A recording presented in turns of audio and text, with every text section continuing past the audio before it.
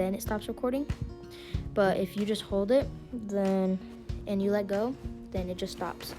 So you have your clips. You could mute them, trim, cut it down more, so that way your clip is slower.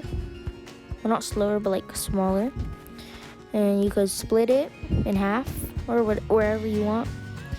And you can duplicate and save it to your device.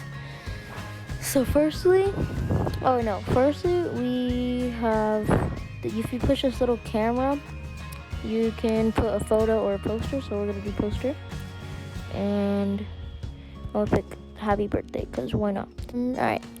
You could click it, and then you could change it to whatever you want. Whoops. And I'm just gonna put pineapple is great. Whoops, I keep misspelling. All right.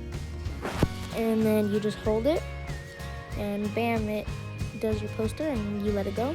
And then you could move it to the front or wherever you want. You could also move it in between the middle of clips, and this is what it looks like. Or actually, I'm gonna mute them first, so that way you don't hear my voice.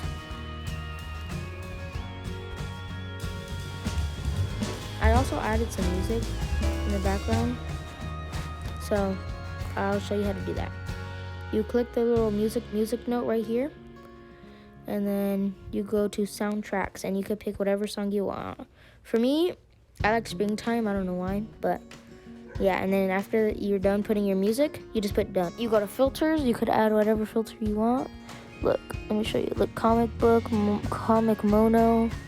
There's a lot of different ones, but the one that I like, which I recommend is Frayed. You could add live titles. Let's see. You could, it's because I didn't say anything. You could add stickers like this, and you could just type whatever you want, and then you can add stickers. Let's see. I'm gonna add that. And then you can move it to wherever you want.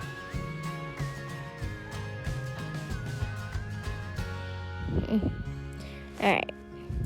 So you could